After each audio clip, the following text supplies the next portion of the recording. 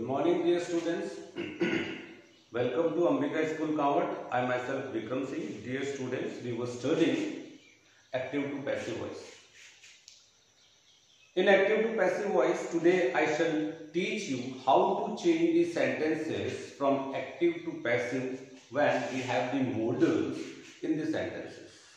आज मैं आपको बताऊंगा कि जब हमारे पास में मॉडल्स होते हैं सेंटेंसेस में तो हम उनको किस तरीके से एक्टिव से पैसिव बना सकते हैं.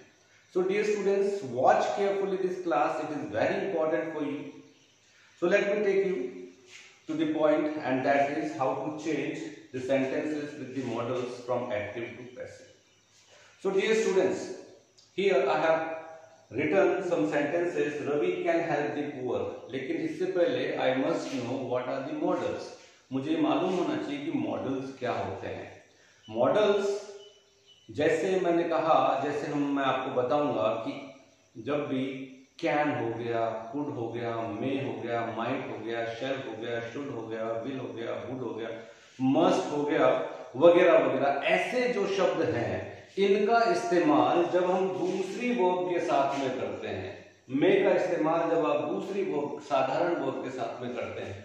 क्यों करते हैं? जब हमें सलाह देनी हो, एडवाइस देनी हो, जब हमें परमिशन लेनी हो, परमिशन देनी हो, जब हमें संभावना बतानी हो, ठीक है, जब हमें क्षमता बतानी हो, योग्यता बतानी हो, ऐसे समय पर हम मॉडल्स के द्वारा उन सेंटेंसेस को बता सकते हैं. ये मैं आपको मॉडल की क्लास में अच्छे से एक्सप्लेन करूंगा और हालांकि क्लासेस में I had explain you properly. क्योंकि हम ये ऑनलाइन क्लासेस चला रहे हैं, we do not have that much time, so हमें हमारा वीडियो को ज्यादा लंबा ना करते हुए my first work is to let you know about the active to passive voice, that how can we change from active to passive. So dear students, I have written here Ravi can help the poor. यहाँ पर आप देखेंगे कि can जो है एक model के रूप में इस्तेमाल हो रहा है और help जो है वर्ब की फर्स्ट फॉर्म है. यानी कि इस सेंटेंस को जब आप ध्यान से देखते हैं, when you notice this sentence carefully, आप देखेंगे कि Ravi can help the poor. इसका मतलब रवि गरीब की मदद कर सकता है, उसकी इतनी क्षमता है. अब इसको यदि मुझे चेंज करना है, suppose I want to change it into active to passive, तो मैं कैसे करूंगा? देखते हैं यहाँ पर हमें क्या करना होता है. इसका जो स्ट्रक्चर है कुछ इस तरीके से होता है. सब्जेक्ट हो गया प्लस यहाँ पर क्या लिखेंगे हम? मॉडल लिखेंगे. यहाँ पर मैंने लिखा है यहाँ पे मॉडल, उसके बाद में वर्ब की फर्स्ट फॉर्म और फिर यदि ऑब्जेक्ट की रिक्वायरमेंट है तो हमने ऑब्जेक्ट लगा दिया. यदि हमें ऑब्जेक्ट की रिक्वायरमेंट है तो हमने ऑब्जेक्ट लगा दिया. अब हम देखते हैं यहाँ पर कि इसके ठीक बाद, अब ये तो हो गया एक्टिव वॉइस में, अब मुझे इसको चेंज कैसे करना है. तो हमने सीखा है ऑब्जेक्ट का हम बना देंगे सब्जेक्ट. ये तो था हमारा एक्टिव. अब हम बात करेंगे पैसिव की. तो जब हम इसको एक्टिव से पैसिव बनाते हैं तो क्या हो गया? ऑब्जेक्ट का हमने सब्जेक्ट बना दिया प्लस मॉडल को रखना ही है यहीं पर. We have to keep the modal here only और इसके बगल में आपको बी लगा देना है. What we have to put here? We have to put here be. क्या है ये बी लगा देना है. बी वर्ब होती है जिसको हम बोलते हैं is am are was verb. अब इसके तुरंत बाद, क्योंकि जैसे हमने बी लगा दिया, यहाँ पे वर्ब की थर्ड फॉर्म आएगी. I taught you the general formulas और उसके बाद में हम एजेंट बाई का इस्तेमाल करेंगे और फिर उसके आगे ऑब्जेक्ट. तो देखते हैं यहां पर. देखिए आप, Ravi can help the poor, Ravi can help the poor हो गया. अब मैं क्या करूंगा यहाँ पे? द पुअर कैन को वैसे का वैसा लिखा मैंने और यहाँ पे बी लगाया और यहाँ पे क्या लिखा? Helped by. कौन है यहाँ पर? Ravi. It is very simple. तो मैंने यहाँ पे लिख दिया रवि. ये तो आई हैव डन दिस. हो गया, बहुत इजी है. अब यहाँ पे लिखा हुआ है अंकित में कंप्लीट दी लास्ट राउंड. तो हम यहाँ पे लिखते हैं, इसको मैं बनाता हूं दी लास्ट राउंड. अब यहाँ पे कौन सा मॉडल है? मे है. यहाँ पे मॉडल लिखा तो यहाँ पे कैन है, यहाँ पर मे है तो मैं लिखूंगा मे. और मुझे क्या करना है? बी. तो मैं लिखूंगा the last round may be completed. Verb की थर्ड फॉर्म और मैंने लगाया एजेंट बाय और फिर अंकित. अब यहां पर देखिए, अंकित आखिरी राउंड पूरा कर सकता है. इसको जब मैं मैंने क्या किया, इसको जब मैंने एक्टिव से पैसिव बनाया, आखिरी राउंड अंकित द्वारा पूरा किया जा सकता है, संभावना हमने यहां पर दिखाया।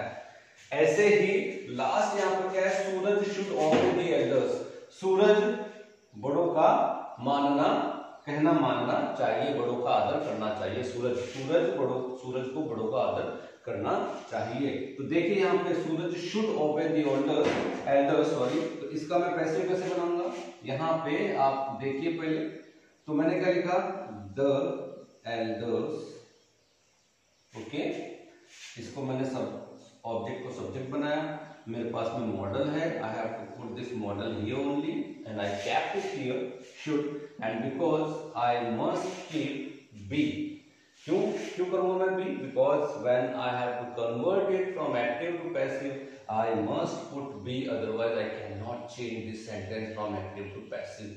तो बी लगाओगे तभी मॉडल के अंदर आप एक्टिव से पैसिव कर सकते हो। It is very important, and because we have kept here be, it means we have to bring verbs third form, and what is obeys third form, obeyed, elders should be obeyed by Suraj, yes here. तो इस तरीके से हमने क्या सीखा कि हम active to passive sentences modal को कैसे चेंज कर सकते हैं। I hope you might have understood this lecture. अब यहां तक तो चलो ठीक है, जो हमारा अगला लेक्चर है वो होगा हमारा इंपीरेटिव सेंटेंसेस के साथ में। लेकिन इंपीरेटिव सेंटेंसेस को चालू करने से पहले मुझे पता होना चाहिए कि इंपीरेटिव सेंटेंसेस होते क्या हैं, what are the imperative sentences. So my dear students, what are the imperative sentences? Imperative sentences होते क्या हैं? Imperative sentences वो होते हैं जिसमें हम आज्ञा देते हो, जिसमें हम निवेदन करते हो, जैसे पानी का गिलास लेकर आओ, ठीक है, चाय बनवाओ, ऐसे सेंटेंसेस हम बोलते हैं इंपीरेटिव सेंटेंसेस। और ये जो इंपीरेटिव सेंटेंसेस होते हैं ये स्टार्ट कैसे होते हैं, मालूम कैसे चलेगा कि ये इंपीरेटिव सेंटेंसेस है। इट इज वेरी सिंपल, जो सेंटेंसेस वर्ब से ही स्टार्ट होते हैं, यानी कि उनमें हम सब्जेक्ट को मिस करते हैं, सब्जेक्ट नहीं लगाते हैं, उन्हें हम बोलते हैं इंपीरेटिव सेंटेंसेस। उदाहरण के तौर पर यहां पर मैंने लिखा bring a glass of water. एक मैं यहां पर लिखता हूं Rahul brings a glass of water. इन दोनों में तो बहुत बड़ा अंतर है। There is a big difference between these two sentences, and what is that difference I have to explain you.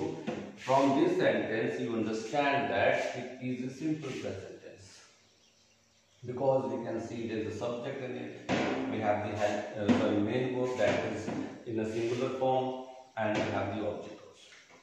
But suppose if you go in that sentence, bring a glass of water, if suppose you come here, आप यहाँ पर आते हो और आप देखते हो कि bring a glass of water, तो यहाँ पर जो सब्जेक्ट था वो मिसिंग है। ये क्या है, मिसिंग है बेटा, this sentence, this subject is missing. कहाँ है वो सब्जेक्ट, वो सब्जेक्ट छुपा हुआ है, दिखा नहीं रहे हैं। जब भी हमारे घर में हमारे बड़े बुजुर्ग हमसे बोलते हैं कि पानी लेकर आओ, तो किसे बोलते हैं, जो उनके सामने होता है उसे बोलते हैं, लेकिन उसका नाम नहीं लेते, सिर्फ हमें आदेश देते हैं। जब हम किसी स्कूल में होते हैं, हमें किसी सर को बुलाना होता है और कोई बच्चा हमारे सामने होता है तो हम बोलते हैं नरेंद्र सर को बुला कर लाओ।